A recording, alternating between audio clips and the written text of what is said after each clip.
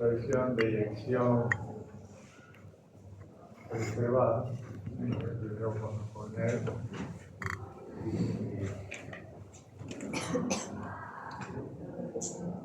y versión de eyección reservada. Esta tiene relación con esta y esta tiene relación con esta. Entonces, ¿cómo hacemos diagnóstico de la insuficiencia cardíaca? Síntomas y signos, por la historia clínica y por la semiología. ¿Qué es lo que siente el paciente principalmente? Disnea, ¿no?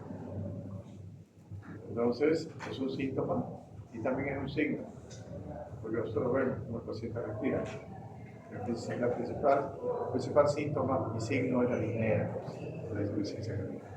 La clasificación que vimos es más que todo para la sistólica, disminución de la capacidad para llenar las necesidades del organismo de oxígeno y nutrientes.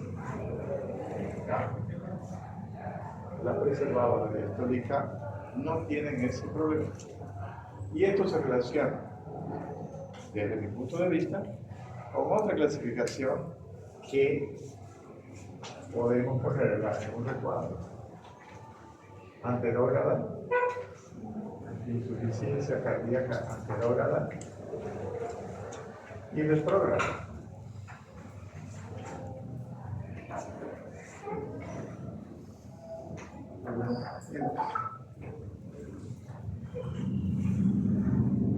Podíamos relacionarla, la anterógrada, con la retrógrada. Podríamos, pero no es totalmente así. Es más que todo para entender. La sistólica, ¿cuáles son los trastornos fisiopatológicos característicos? Uno, disminución de la capacidad de contracción.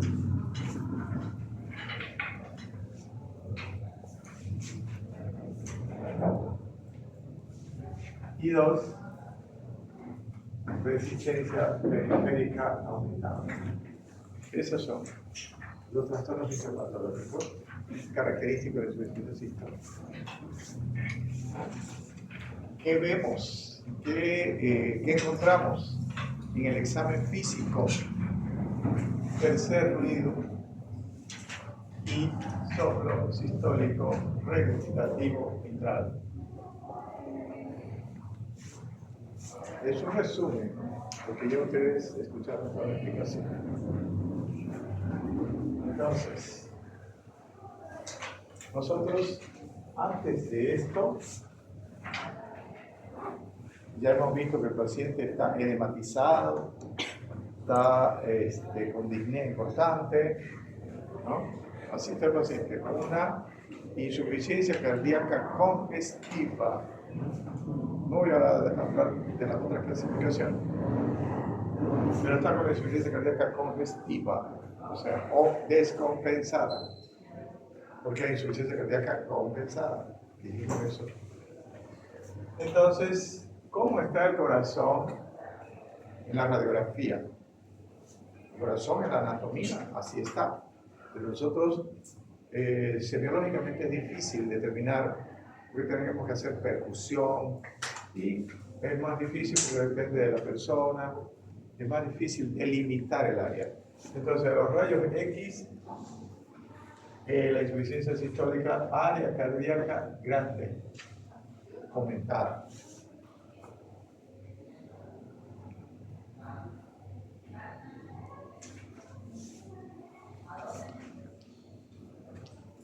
Y además,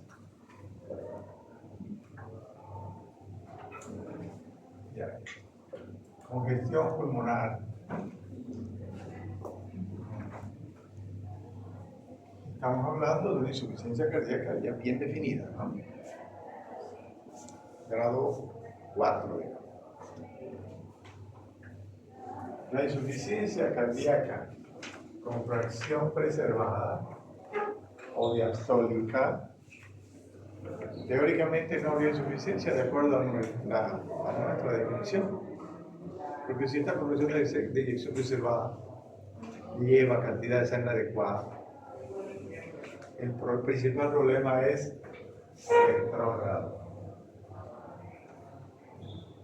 ¿Por qué? Porque tenemos un ventrículo, para que lo entiendan,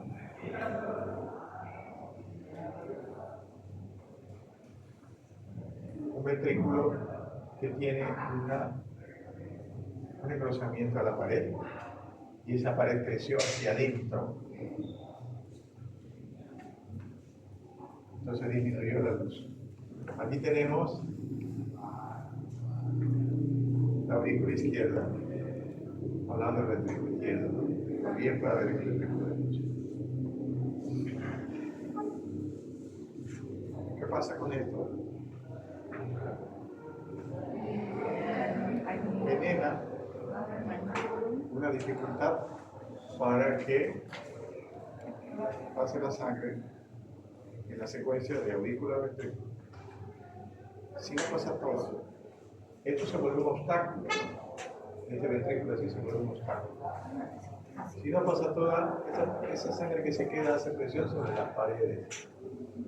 Y esta aurícula se agranda.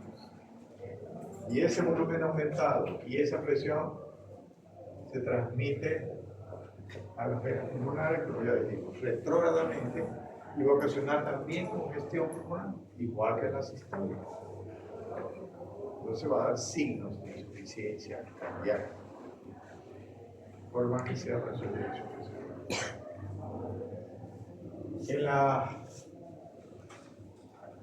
¿Cuáles son las características entonces de la diastólica o fracción de eyección preservada?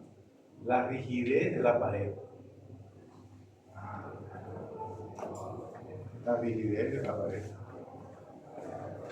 Y 2, disminución de la distensibilidad.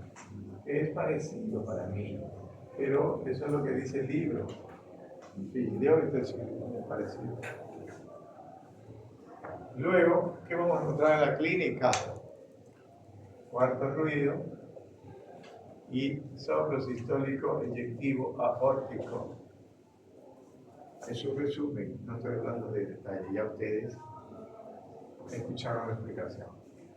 A los rayos X, área cardíaca, normal, por supuesto, no siempre. Normal cuando haya solamente la sobrecarga de presión, pero al final ya dijimos que, al final de la patología, si no se muere el paciente, ¿qué dijimos? Todos los corazones se agrandan, todos llegan a tener dilatación. Entonces, normal. Y también va a haber congestión pulmonar. Pero no va a ser tanta como acá. ¿Por qué no va a ser? Porque en la diastólica, primeramente va a haber endurecimiento del pulmón. ¿Ya? Porque no va a haber tanto líquido, pero esa presión durante tanto tiempo sobre los vasos pulmonares va a aumentar la presión de los pulmones y va a producir una reacción de la pared y se va a volver dura. No va a ser hipertensión pulmonar. Entonces, eso es la cardíaca. Este ventrículo va a empezar a dilatarse en algún momento. Mejor dicho, el ventrículo derecho. Primero también se va a hipertrofiar, porque va a haber una sobrecarga de presión hacia adelante, porque el pulmón se vuelve duro, hay hipertensión pulmonar. Entonces, esta es la válvula tricúspide. Cuando empieza a dilatarse este pulmón, esta aurícula derecha, cuando empieza a dilatar este ventrículo, ¿qué pasa con la válvula? ¿Por qué? Con la presión. La palabra que yo les dije. No es porque yo quiera que sea así, pero es que si lo aprenden así, va a ser más definida la respuesta. Dilatación del anillo valvular. Dilatación del anillo valvular. Entonces se vuelve incompetente. La válvula no tiene nada. Creo que el anillo se distiende y queda incompetente. Cuando pasa esto, la sangre va a regurgitar a la aurícula derecha, que ya va a estar dilatada y se va a dilatar más. Y la cava inferior y la cava superior, entonces, van a recibir mayor cantidad de sangre venosa y ahí toda la sintomatología derecha. Ingurgitación yugular, hepatomegalia, edema de miembros inferiores, ascitis, esplenomegalia.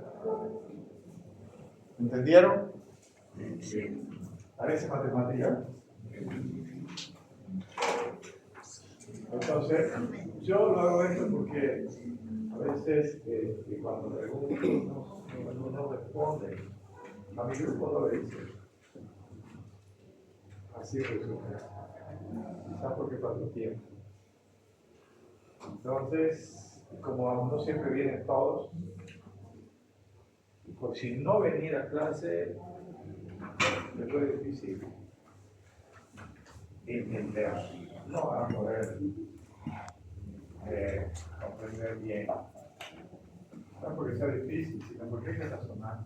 Hay que ver la secuencia de la sangre. Si todos vinieran aquí, no alcanzaríamos los 120. Acá adelante hay también. Bueno, nos falta tratamiento farmacológico, ¿no? Dentro del tratamiento farmacológico,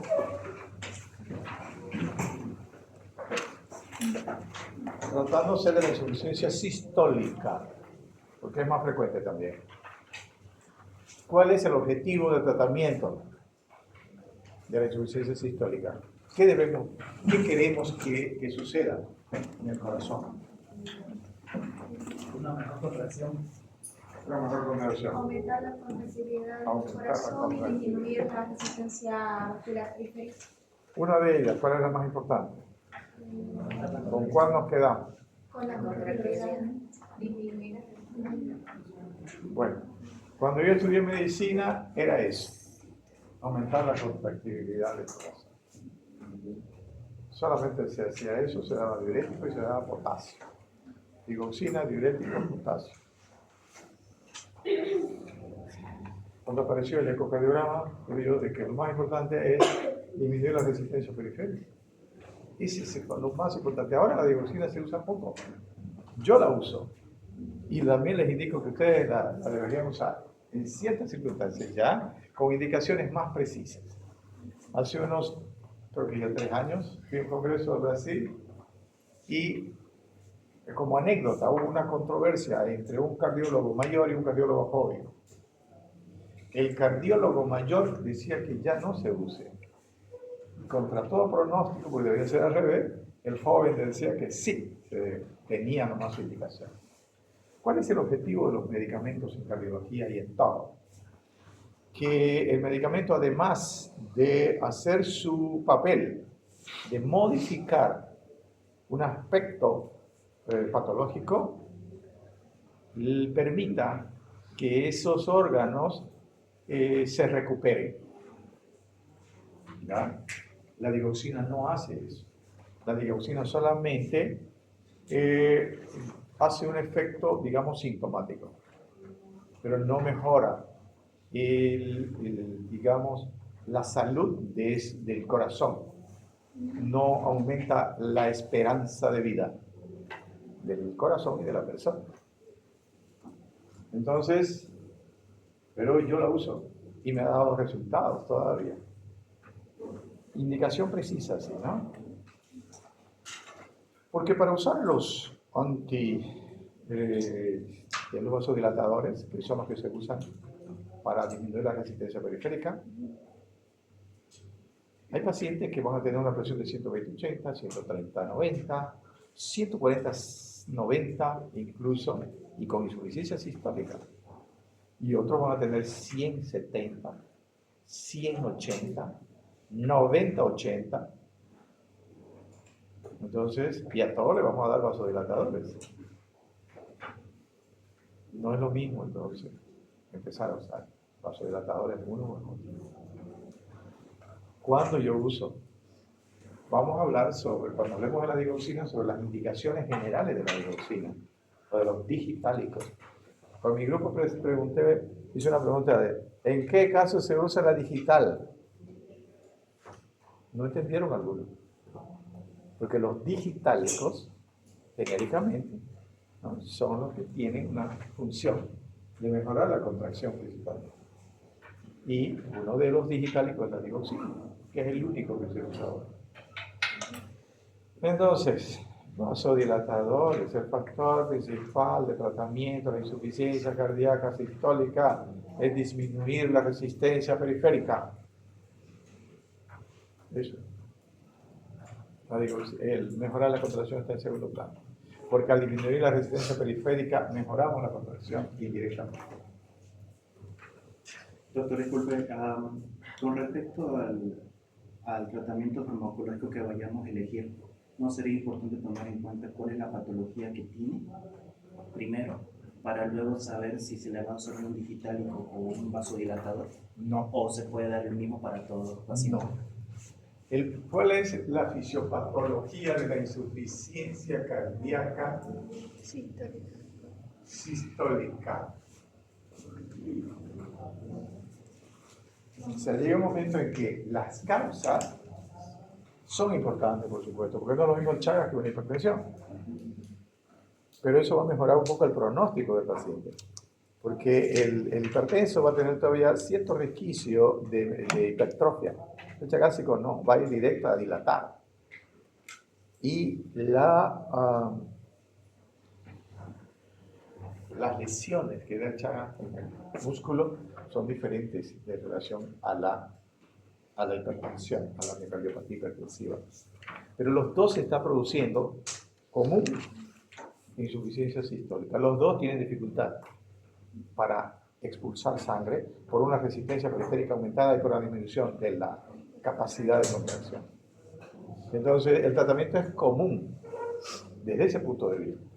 Aparte, ya tratamos si está bloqueado, si tiene bloqueo de segundo grado, de tercer grado, ¿no? Ponemos un marcapaso, o ponemos un desfibrilador, o ponemos un marcapaso que mejore la función, porque cuando hay bloqueos se contrae primero uno en milisegundos, un ventrículo y después el otro, y eso genera disminución de la capacidad de contracción. Eso se llama asincronismo. Entonces tiene que poner un marcapaso que haga que sea sincrónica la contracción, ¿ya? Resincronizador se llama, marcapaso resincronizador, ya se usa eso también. Entonces, todas, hasta el momento, desde mi punto de vista, si ustedes leen algo por ahí que no está de acuerdo con lo que yo digo, por favor, díganmelo, me ayuda, ¿no? Porque ustedes son muchos, investigan, entonces yo no lo sé todo.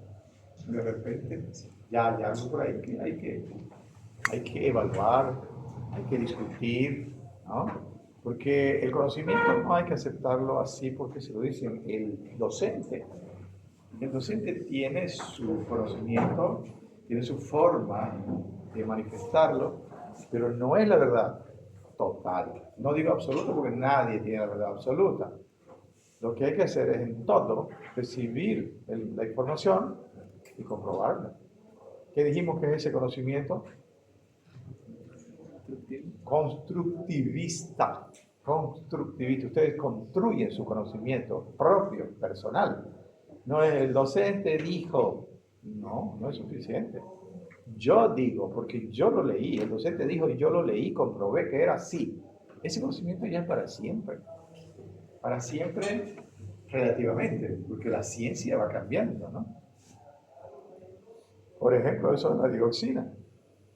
Antes era mejorar la contracción, pero solamente no conocíamos que había insuficiencia diastólica. Había una insuficiencia, no se sabía más. Cuando yo estudié medicina. Entonces, se van teniendo nuevos conocimientos y entendiendo mejor la fisiopatología. Así que, vasodilatadores. ¿Cuáles son los vasodilatadores? ¿Qué son esos? Inicialmente, todos los vasodilatadores, ¿qué se les llama también? No. ¿En qué se usan principalmente? ¿En qué se usa? ¿En qué patología se usa principalmente? En la hipertensión. Entonces, todos son antihipertensivos. Es para que se recuerden que les digo eso, ¿no? Ustedes dicen vasodilatadores, vamos a empezar en vasodilatadores. No, los antihipertensivos son vasodilatadores. Todos son vasodilatadores. ¿Los diuréticos son vasodilatadores? No todos. ¿Sí? Depende del área donde actúan. Señores, todos los antihipertensivos son vasodilatadores. ¿Cuál es la causa de la hipertensión en la fisiopatología? Resistencia periférica aumentada y gasto cardíaco también. Pero lo más importante, resistencia periférica. Vamos a ver ya hipertensión, la próxima. Próximo tema. Entonces, todos son vasodilatadores. ¿De que actúan de manera diferente? Sí, pero todos son vasodilatadores. Entonces, esa es una generalidad que ustedes la tienen que tener en la cabeza. ¿No? Todos, hasta los diuréticos son vasodilatadores. ¿Cómo actúan? Eso ya hay que verlo. Por supuesto que actúan también de dos maneras. La primera manera es reduciendo el volumen. Se reduce el volumen y baja la presión, ¿no? Cuando uno se deshidrata, cuando pierde sangre, rápidamente baja la presión. Teniendo un corazón normal y teniendo vasos normales. ¿Cuáles son los vasos que tienen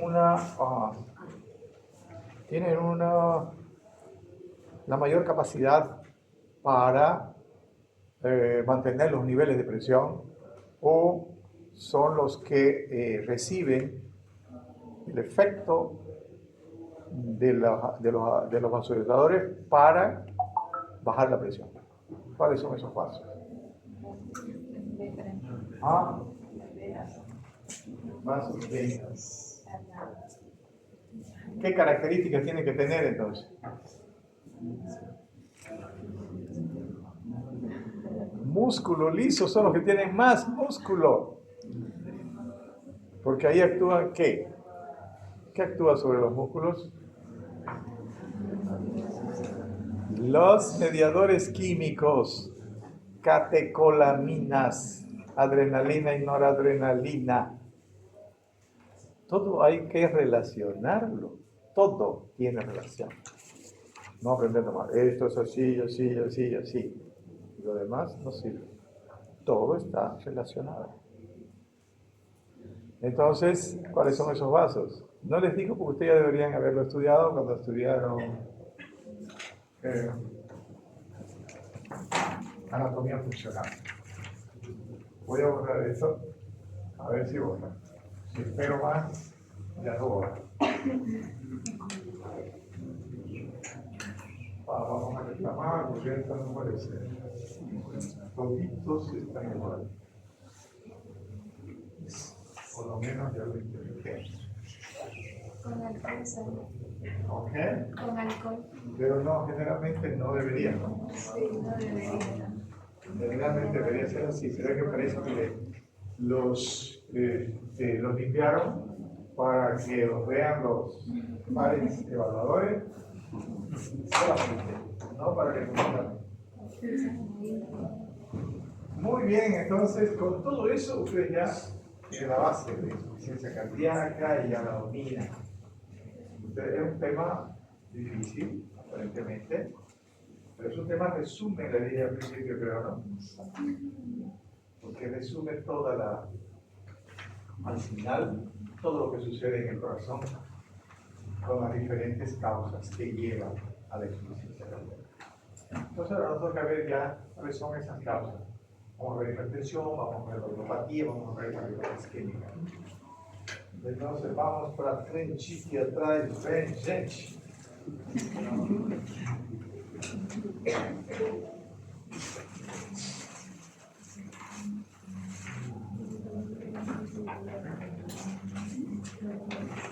Con esta explicación yo voy más rápido, ¿no? Pero de esta manera, cualquier pregunta, estamos ahí.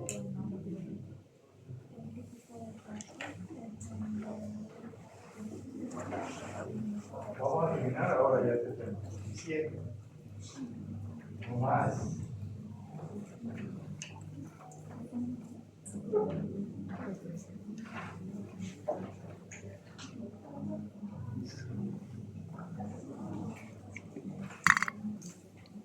Hay bastante literatura en el internet sobre insuficiencia cardíaca, pero aparentemente le da mucha importancia a la clasificación de insuficiencia cardíaca derecha e izquierda. Yo no estoy muy de acuerdo, porque la insuficiencia cardíaca de un lado dura poco tiempo, al final se hace global, o la insuficiencia cardíaca de un lado se manifiesta un poquito más. ¿No? Cuando es inicialmente derecha, a ver, tercer ruido, digamos, cuarto ruido, un lado derecho, a ver, congestión venosa, hipertensión pulmonar en general. En cambio, en el izquierdo va a haber congestión pulmonar directa.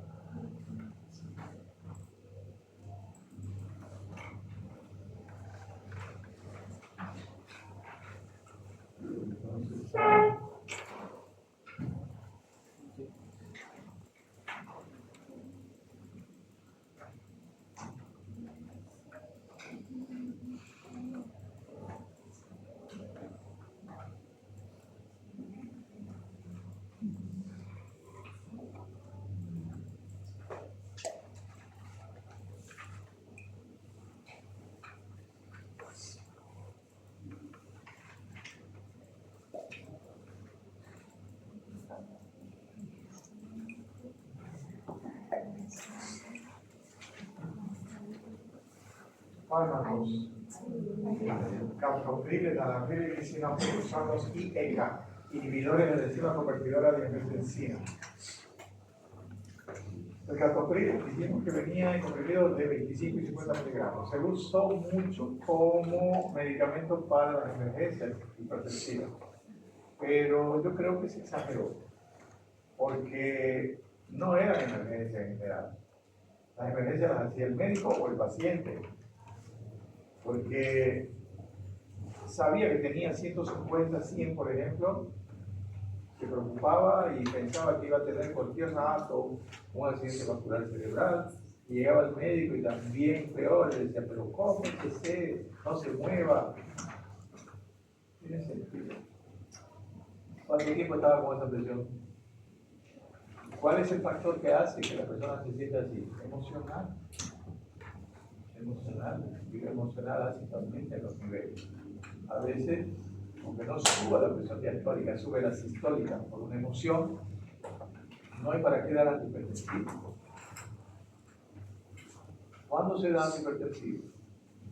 Cuando se confirma que hay una presión alta permanente, no circunstancial.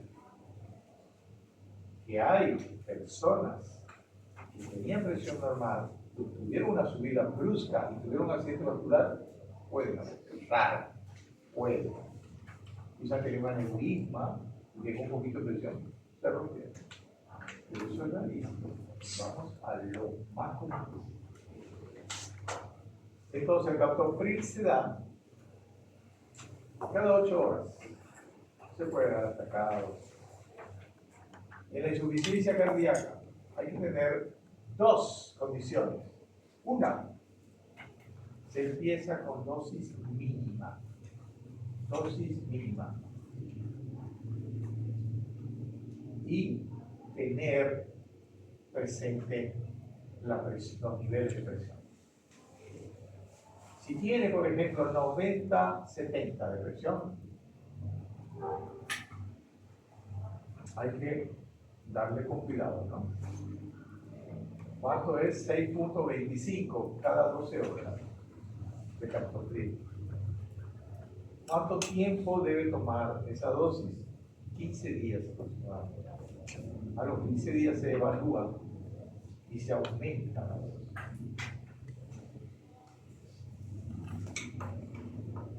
¿Qué pasa si el paciente dice, doctor, tomé la tableta y me sentí mareado? Débil, con somnolencia, suspende. Y es ahí donde yo digo, señores, usemos digoxina. Aumenta un poco la fuerza de contracción. No voy a mejorar la esperanza de vida, pero ¿qué voy a mejorar?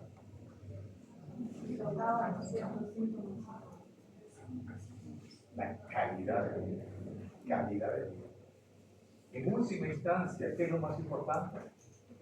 La calidad de vida. De que si vivir 10 años de chao, enfermo, dependiente. O sea, vivimos porque no nos vamos a suicidar, digamos. Pero es mejor vivir 5 años con todas las condiciones a 10 así. Y es una teoría. Cada caso ya es diferente, cada persona es diferente, cada familia es diferente. Entonces, esas son las condiciones del tratamiento con vasodilatadores o antihipertensivos en la insuficiencia cardíaca. Dosis mínima. Dosis mínima. Y ustedes dirán, bueno, ¿y hasta cuánto? ¿Y hasta cuánto? Usamos la dosis máxima posible, como en un hipertenso. Parece contradictorio. Parece contradictorio, porque hay personas que tienen algún conocimiento, pacientes que dicen, doctor, pero si esto es para presión, y yo mi presión es normal, 120, 70. ¿Por qué me está dando? Pero hay que explicarle. Pero realmente, dando vasodilatadores antihipertensivos, la presión sube. Entonces, dame sube porque el corazón mejora su capacidad de contracción. Estamos sacando un poco de resistencia para que el corazón tenga mayor posibilidad de moverse.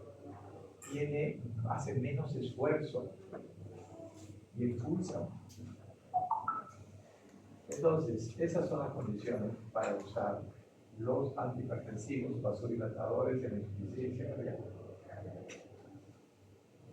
Si su paciente que tiene 140-90 y está con insuficiencia cardíaca descompensada, con tercer ruido, pues yo le doy feliz de la vida a un vasodilatador tranquilo.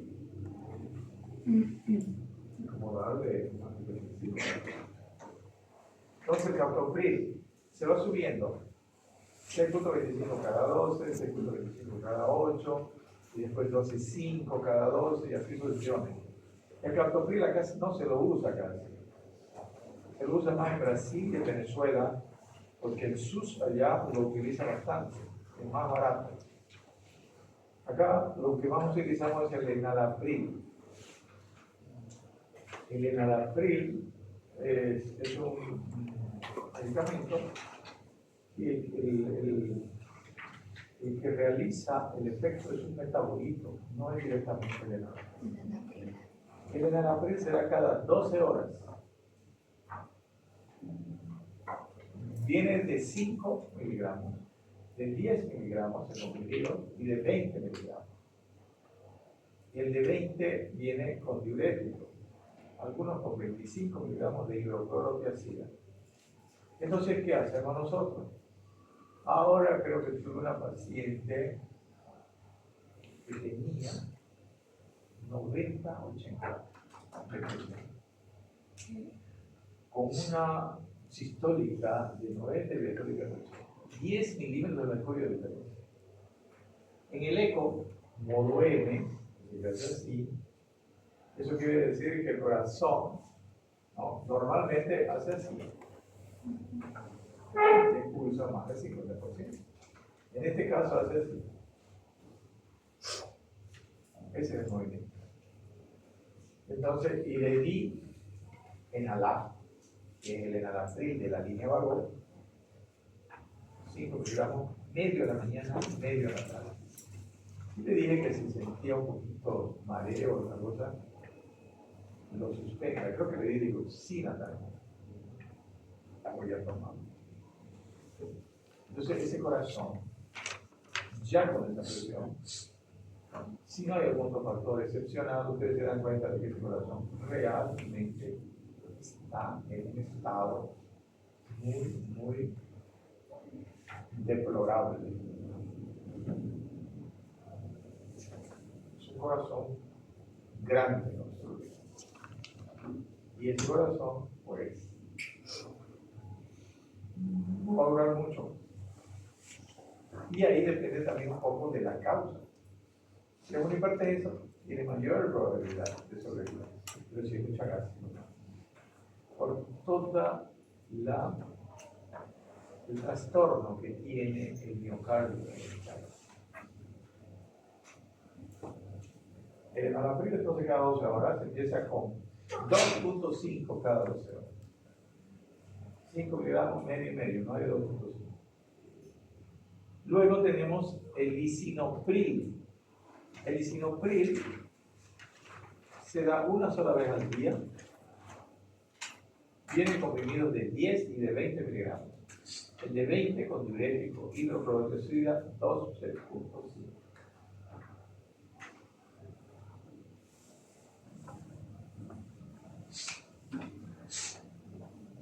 Cuando hablemos de hipertensión vamos a hablar sobre problemas colaterales y todo eso. Por ahora esa es la indicación que vamos a hacer de el medicamento en la insuficiencia cardíaca. Vamos avanzando. Segunda opción, los IECA mejoran la esperanza de vida, al igual que los beta bloqueadores. Antagonista de los receptores de angiotensina, algunos los llaman BRA, ¿no? Bloqueadores de los receptores de angiotensina.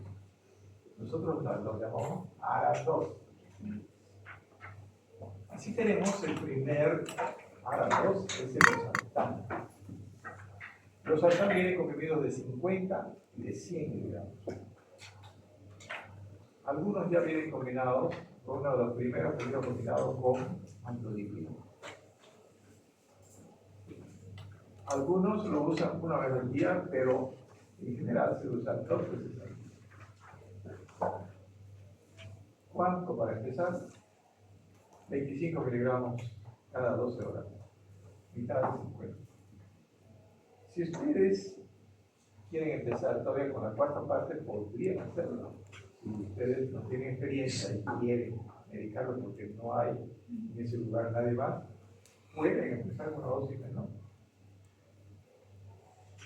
Si la presión está debajo de 100. Entonces, valsartán es el siguiente ARA2 que se utiliza con mayor frecuencia acá. Vienen comprimidos de 80, 160 y 320 miligramos. El de 320, por supuesto, es la hipertensión de que se usa.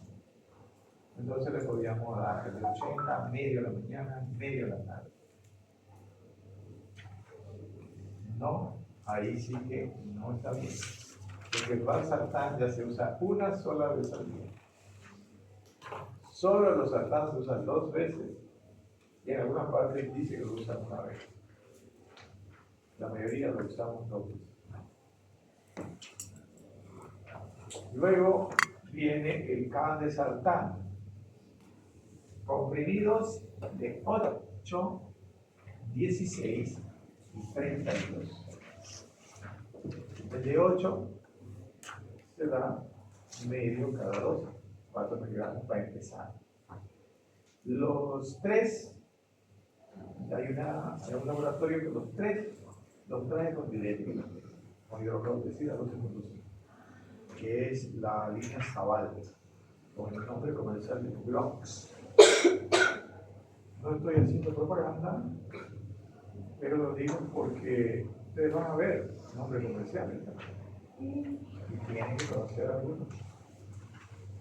El valsartán, por ejemplo, el que más uso y que viene combinado, es de la línea Zaval también.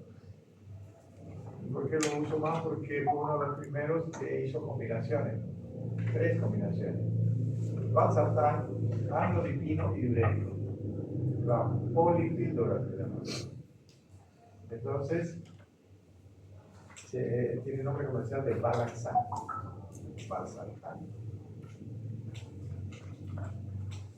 Luego tenemos el telmisartán. Quiero decirles de que todos los árados Son o tienen características iguales. Muy pocas diferencias. Sin embargo, en un paciente que estaba tomando caldesartán, yo le cambié con valsartán, casi la misma dosis equivalente, y mejoró. Ya disminuyó la presión. Luego, entonces, el telmisartán que viene en comprimidos de 40 y 80. Se usa la menor presentación dividida por la mitad, una sola vez al día. Luego el olmesartán, que dicen que es más potente, viene comprimidos de 20 y 40. Ya todos tienen combinación con diurético y con amlodipino, una sola vez al día. Y el irbesartán, que casi no se lo usa, era muy caro, tenía de 150 y de 300. No se lo usa casi, acá en Bolivia.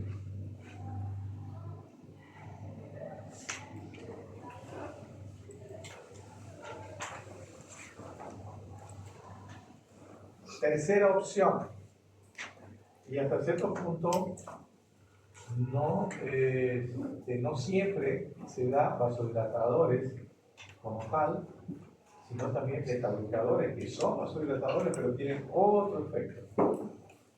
Disminuyen la fuerza de contracción. Entonces ustedes dirán, pero ¿cómo? Si lo que queremos es que mejore la fuerza de contracción. ¿No? Claro, disminuye la fuerza de contracción, no tanto, pero lo mejora al paciente es que disminuye la frecuencia cardíaca. Ese es el factor fundamental, disminuye la frecuencia cardíaca. Porque la mayoría de los pacientes tienen frecuencias rápidas. ¿Y qué pasa con la frecuencia rápida? ¿Qué disminuye cuando hay frecuencia rápida dentro del ciclo cardíaco? Que ya ustedes lo conocen. La resistencia vascular ¿Qué se llama llenado? No, pero ¿en qué momento del ciclo es eso? ¿En qué momento el llenado? En la diástole disminuye. La diástole entonces se vuelve más corta porque el corazón tiene que palpitar más rápido. Entonces disminuye el llenado. Si disminuye el llenado, disminuye la expulsión. ¿No? Entonces, el beta-bloqueador va a disminuir la frecuencia cardíaca. Ese corazón va a gastar menos oxígeno y se va a llenar mejor y va a tener un volumen sistólico mejor, perfusión mejor de los órganos, menos posibilidad de que aparezcan los factores o los mecanismos de compensación, como el de renina,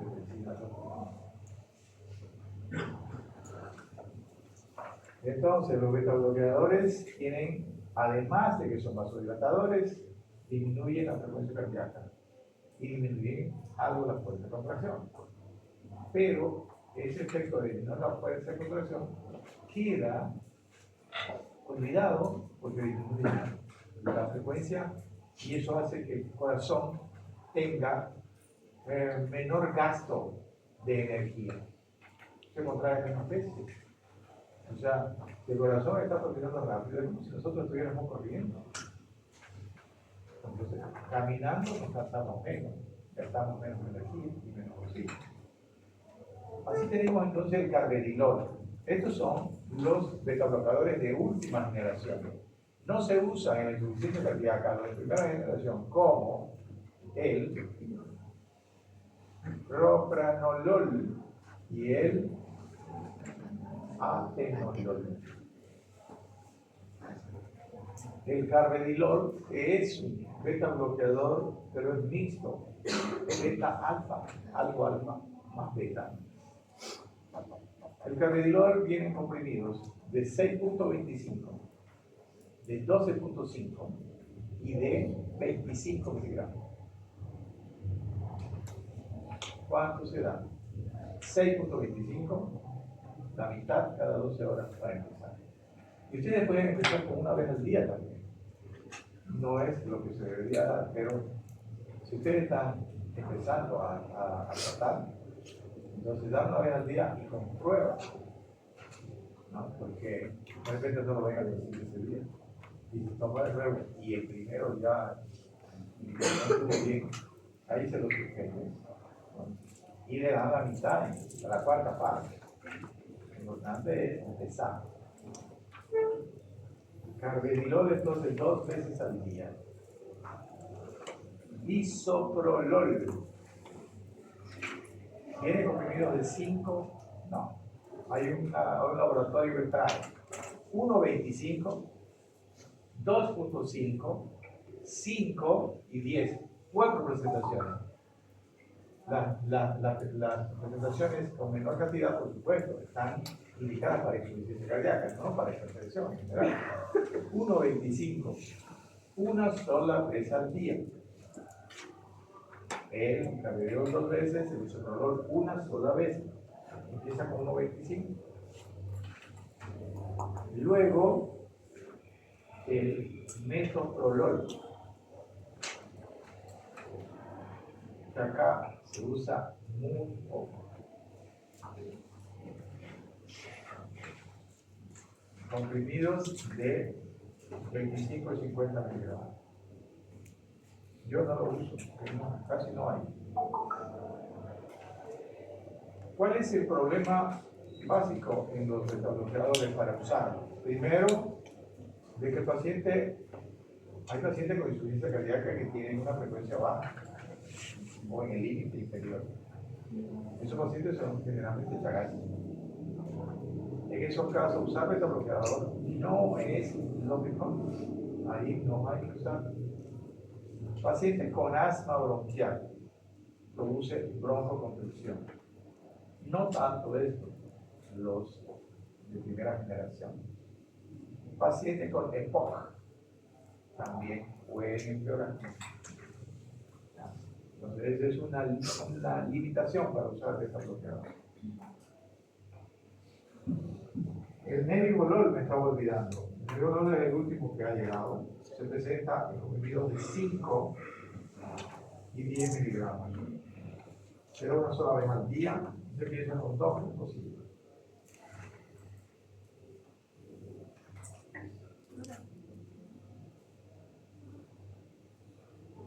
Otros vasodilatadores, hidralacina, por ejemplo, que se presenta en comprimidos de 25 también miligramos y en ampollas. Esto es más para tratamiento, digamos, más intensivo. Paciente internado, un paciente con problemas coronarios. Es una opción. Acá yo no los he puesto a los antagonistas del calcio. ¿Por qué? Porque no son, digamos, tan adecuados. Aunque sí se los puede usar. Los derivados del nifedipino sí se los puede usar. Nifedipino, clodipino, de lo que hay acá es el lercanidipino. Esos tres se pueden, pero los otros tienen prioridad. Luego, no usamos, por ejemplo, un antihipertensivo de acción central como la metildopa. No es lo mejor. Solo una pregunta. Ahora en práctica, ¿estaba por administrar metildopa a un paciente con hipertensión refractaria? Claro, pero no estaba con insuficiencia cardíaca. Era solo hipertensión, es diferente. Digitalicos. Digital o digital. Tenemos a la digoxina. Se presenta en ampollas, en gotas y en comprimidos. Ahora no es tan fácil encontrar digoxina en las farmacias. Solamente o más que todo hay en la farmacia que está cerca de los hospitales. Pues el otro día receta digoxina en gotas y me dijeron que no hay, son comprimidos. ¿Por qué las gotas son necesarias? Porque se pueden dosificar mejor. 2 gotas, 3 gotas, 4 gotas, 5 gotas, 6 gotas. Entonces, los comprimidos son de 0,25 miligramos.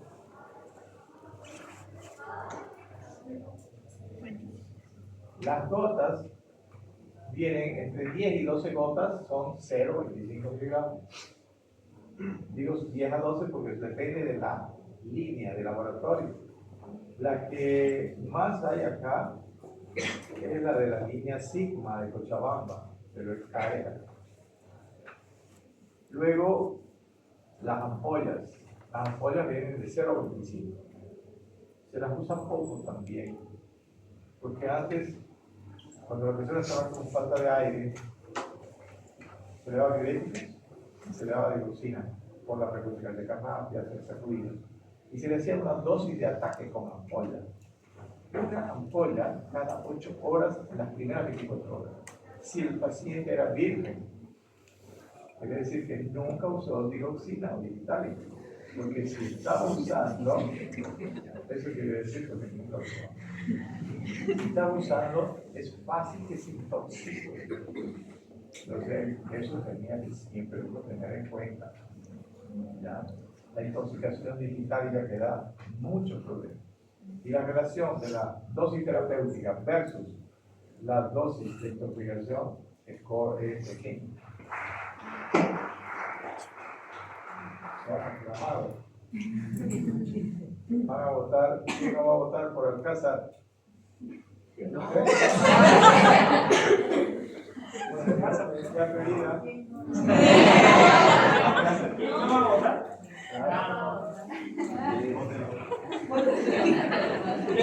¿Quién va a votar por quién no va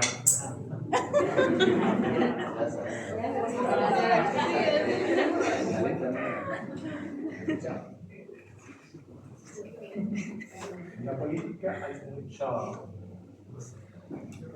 falsedad, pero también es necesario. Si a mí me dicen 3 amigos, vota por mí, vota por mí, vota por mí, ¿qué les puedo decir? Por vos no, no puedo. Tengo que escuchar, decirle sí, claro, sí. Yo me siento mal porque yo soy sincerísimo. Soy uno de los pocos hombres sinceros.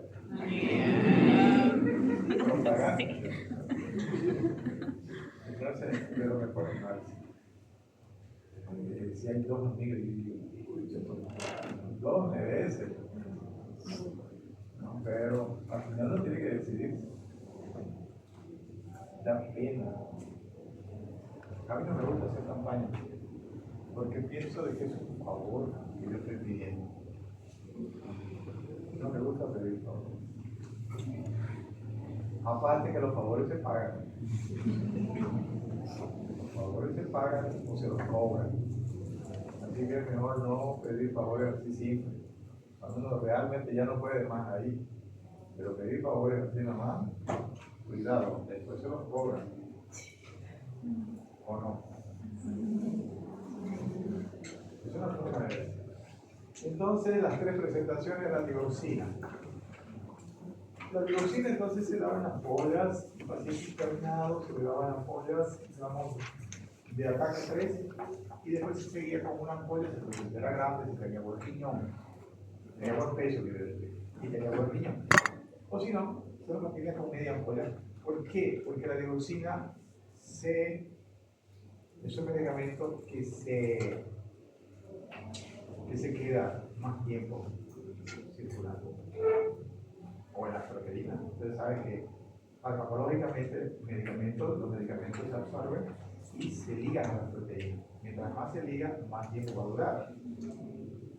La doctora fue su docente, la doctora ¿no? Eso aprendieron. Tiene que haber aprendido bien porque es muy bueno. Farmacología. Entonces, pero también se cambiaba a gotas o a comprimidos. Paciente que va a ser dado de alta, por ejemplo, 48 horas antes hay que cambiar toda la medicación, que se puede cambiar, pero si está con antibióticos, que son endovenosos o intramusculares, y le faltan días, eso sí, puede seguir haciendo intramuscular. Pero en general hay que suspender la medicación endovenosa para evaluar al paciente 48 horas y ver si con medicación oral sigue bien. Esa es una de las formas para poder dar de alta con seguridad. Eso es es un concepto, digamos, ¿no? Para tener en cuenta. Entonces, ¿qué indicaciones tiene la digital? Dos grandes indicaciones. Taquiarritmias supraventriculares,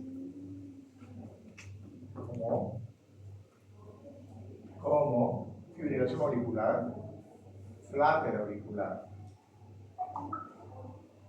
Flutter se escribe.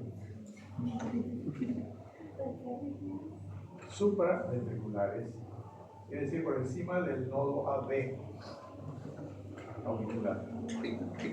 Y la segunda indicación, que ya yo se las doy más específica, insuficiencia cardíaca sistólica con tendencia a la hipotensión, ni siquiera insuficiencia cardíaca sistólica en general. El que me pone la respuesta que le sale insuficiencia sistólica no vale. Con tendencia a la hipotensión. Eso es lo que personalmente yo hago. Ahí uso digoxina. Y tengo algunos pacientes, no puedo sacar conclusiones porque son pocos, donde, por ejemplo, pacientes que yo la atendía y le daba digoxina, descompensó, la internaron en San Juan y le suspendieron la digoxina. Volvió a la primera consulta después de que salió, después de una semana, y está conmigo descompensada. Le di digoxina, mejoró. Un corazón realmente ya bien deteriorado. Hace 3 o 4 años que la veo. Se descompensa fácil. Pero sí, y está con digoxina. Entonces, un caso, 2 casos, no se puede sacar conclusiones. Pero está bien. Y una experiencia. Tenía un señor que tenía una insuficiencia cardíaca. No, era una cardiopatía isquémica, tenía angina de pecho cuando hacía mediano esfuerzo. Y hacía frecuencia cardíaca rápida. No me acuerdo si hipotensión. La digoxina no está indicada en esos casos, porque aumenta la fuerza de contracción y gasta más oxígeno, pero disminuye la frecuencia cardíaca. Le di digoxina, no está indicado así, digamos. En general, mejoró y no sintió dolor. Entonces hay esos casos, bueno, que uno tiene que tomar algunas decisiones sin que sea lo que realmente debe hacer, pero no había más que hacer, es decir, que no, que tenía cansancio y dolor. Entonces, bueno, vamos a intentarlo, vamos a probar. ¿Sí? Muy bien. Entonces, se da la digoxina. Generalmente yo doy medio comprimido cada 12 horas, un medio comprimido al día. Se da una sola vez al día. Medio de 0,25. Si se puede gotas es mejor, porque hay algunos pacientes que se intoxican con medio también. Empiezan a tener trastornos digestivos. La intoxicación digestálica se manifiesta principalmente en el sistema digestivo y en el sistema cardiovascular. Provoca náuseas y vómitos. Y el sistema cardiovascular, todas las arritmias posibles. Entonces es grave cuando se intoxica.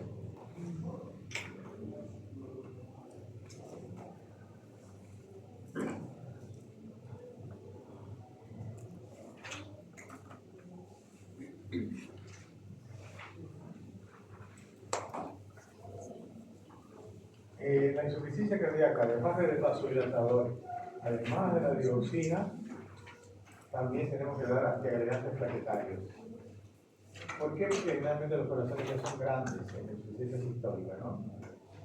Hay mayor posibilidad de agregación plaquetaria, entonces damos antiagregantes. Principalmente la que más se usa es la aspirina, 100 miligramos.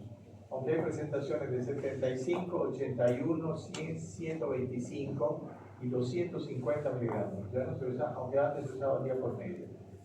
Algunas venían ya con un tampón, o sea, con hidróxido de aluminio y hidróxido de magnesio, porque produce irritación gástrica. Entonces la que se usa más acá es la de 100 miligramos todos los días, excepto cuando hay alergia. Y en esos casos se usa el clopidogrel, 75 miligramos una vez al día. Clopidogrel como antiagregante plaquetario. A veces confunden porque le dicen anticoagulante. No es anticoagulante, antiagregante.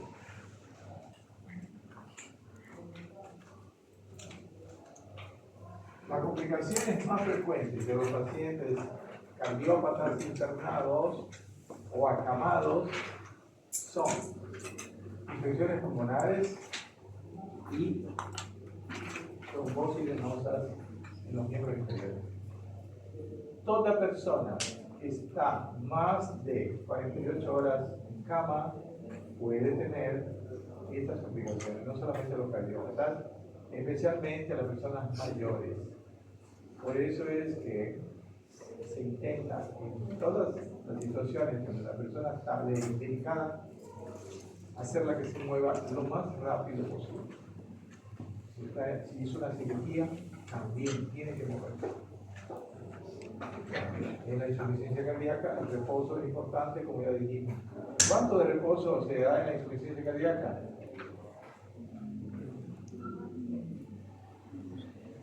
No se sabe, ¿no? El mínimo estricto. Muy vago eso, ¿no? Pero depende de cada paciente, el mínimo. O sea, quiere decir de que mientras menos mejor, pero de acuerdo a la patología. De todas maneras, no lo van a sacar con facilidad, decir que el reposo tiene falta de ahí lo van a hacer caminar. No, tienen que mejorar, pero poco a poco tienen que estar sentados, caminar con pasos, ir al baño. Entonces, hay que cuidar de ese cuerpo. Las infecciones pulmonares van a empeorar la insuficiencia cardíaca. Aquí está el que hizo la pregunta y para todos. La clasificación funcional de la New York Heart Association sobre la disnea y las clases funcionales 1, 2, 3 y 4. De acuerdo a la capacidad funcional para el desarrollo de la actividad física, está relacionada entonces con la actividad común, natural, diaria que hace la persona, no con actividad extra. Disnea en relación a la actividad física. Clase funcional 1. La limitación de la actividad física no existe. Sin limitación de la actividad física habitual no causa síntomas. Entonces, clase funcional 1, normal. O sea, yo le pongo clase funcional 1 al paciente. Se entiende que el paciente está bien, no tiene nada. De 1 a 4. ¿No? Clase funcional 2. Limitación leve de la actividad física. La actividad física habitual provoca síntomas de insuficiencia cardíaca, fundamentalmente disnea. Entonces, grado 2 ya tiene limitación leve. Grado 3, limitación marcada o moderada, podría decirse, de la actividad física. La actividad física menor a la habitual provoca síntomas. La menor a la habitual ya no puede hacer ni lo que hacía todos los días. Con la anterior se cansaba un poco, con esta no puede hacer. Porque con menor ejercicio ya siente disnea. Hay diferentes enfoques de esto. Clase funcional 4 es incapaz de realizar actividad física sin presentar síntomas. Hasta el esposo tiene síntomas de disnea. Disnea de reposo ya. Insuficiencia cardíaca grado 4 o clase funcional 4.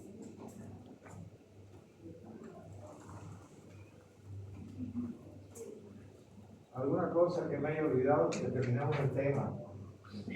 Entonces, en la consulta voy a preguntar la insuficiencia cardíaca. ¿Alguna pregunta?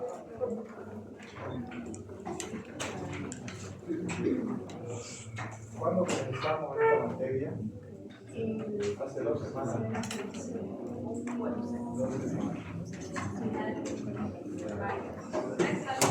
2 semanas. De este sábado al otro vamos a pasar